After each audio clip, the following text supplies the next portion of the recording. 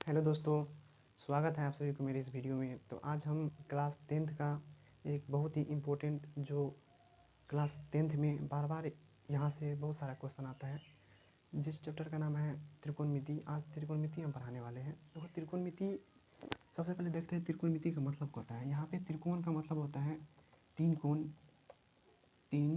होता है। त्रिकोण का मतलब क्या होता है? तीन कोण। और मिति का मतलब क्या होता है? यहाँ पे मिति का मतलब हम माप। तो वो त्रिकोणमिति में सबसे पहले हम समकोण त्रिभुज लेंगे।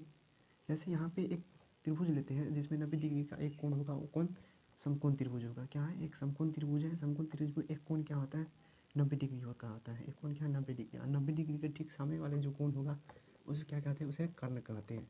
ठीक है, जब ये कर्ण हो गया तो ये क्या होगा? आधार होगा। और ये क्या हो जाएगा? ये लंब हो जाएगा। बताते हैं इस त्रिभुज में क्या होता है। इसका नाम दे दिए ए, बी और सी। ये कौन सा त्रिभुज है? समकोण त्रिभुज है। समकोण त्रिभुज है। कौन सा त्रिभुज? समकोण। समकोण त्रिभुज में जो कर्ण होते हैं, कर्ण सबसे बड़ा होते हैं। सबसे समकोण त्रिभुज में जो कर्ण होता है सबसे क्या होता है? बड़ा होते हैं। समकोण त्रिभुज में जो कर्ण होते हैं क्या होते हैं? सबसे बड़ा होते हैं। ठीक है। और एक बात इसमें और ध्यान रखिएगा, समकोण त्रिभुज में क्या होता है कि जैसे हम यहाँ पे दो त्रिभुज लेते हैं, दो समकोण त्रिभुज लेते हैं।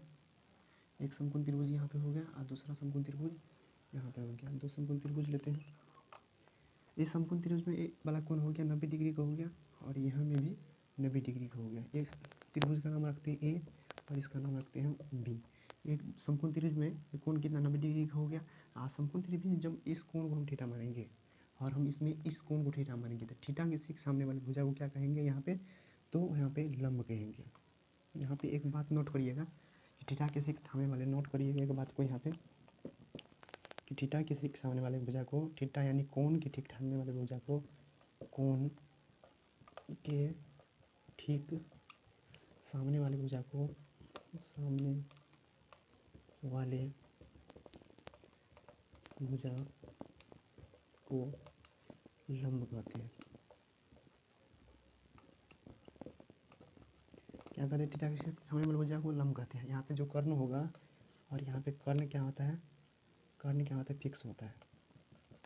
क्या होता है? कर्ण फिक्स होता है। थीटा के ठीक सामने वाले भुजा को क्या कहेंगे? कर्ण कहेंगे। ठीक है, यहाँ पे थीटा है, थीटा के ठीक सामने भुजा क्या होगा? यहाँ पे लंब होगा। और यहाँ पे 90 डिग्री के जो सामने वाले भुजा होता है उसे क्या कहेंगे? कर्ण कहेंगे।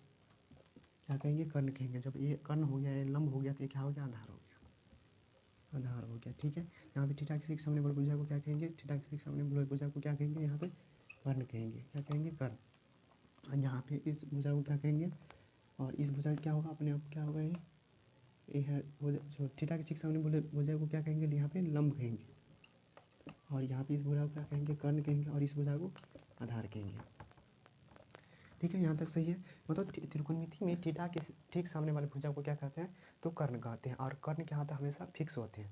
सॉरी, थीटा के ठीक सामने वाले, त्रिकोणमिति में क्या होता है? थीटा के ठीक सामने वाले भुजा को क्या कहेंगे?